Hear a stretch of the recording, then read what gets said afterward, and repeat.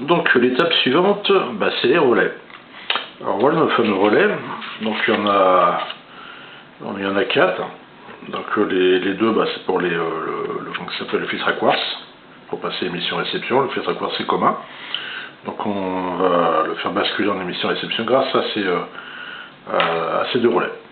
Voilà, et là, ces deux relais-là, il y en a un qui est fait pour la partie émission-réception entre le montage en cours et les filtres passe-bande HF. Voilà, puis il y en a un qui est pour le passage USB à LSB sur l'oscillateur local. Et ça, c'est notre fameux petit transformateur 600 ohms, 600 ohms.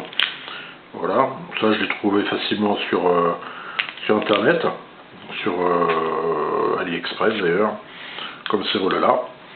Et puis ces relais, c'est des Omron, je ne sais plus, je vous donnerai l'adresse, de toute façon les liens pour trouver ces composants. Ça, c'est les transistors que j'ai mis là pour ne pas les perdre.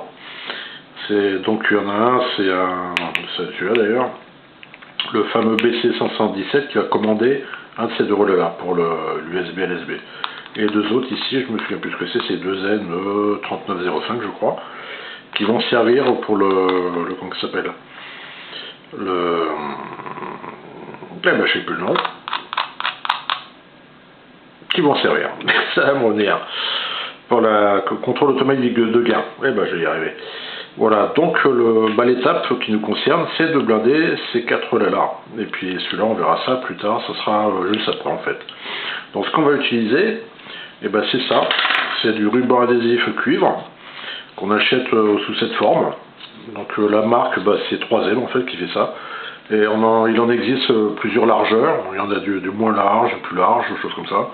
Celui-là, je ne sais plus si ça va être du 30, je pense, de 25, 30, quelque chose, je dirais 30 de largeur, 30 mm bien sûr. Et donc on trouve, là j'ai de quoi faire pour un moment. Donc, il est où mon cutter? Il est là, mon fameux cutter qui est plus tellement en bonne santé. Donc oui, pour vous montrer,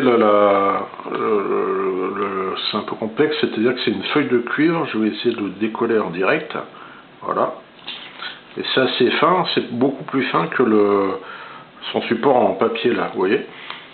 Merde, si je me mets pas en centre, voilà. Donc il faut pas tout décoller parce que sinon ça va s'enrouler sur soi-même et c'est l'horreur.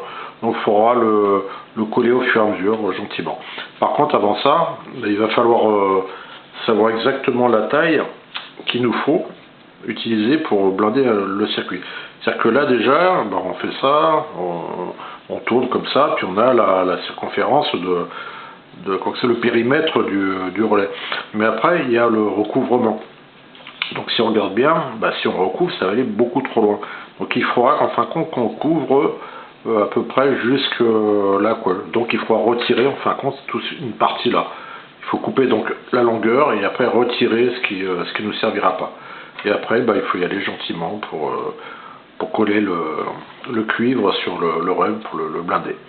Voilà, mais je vais vous faire ça en photo parce qu'en vidéo c'est un peu galère, quoi. Je suis mal positionné. J'ai l'appareil photo qui est un peu au-dessus de ma tête, quoi, mais j'ai le pied juste sous mon nez.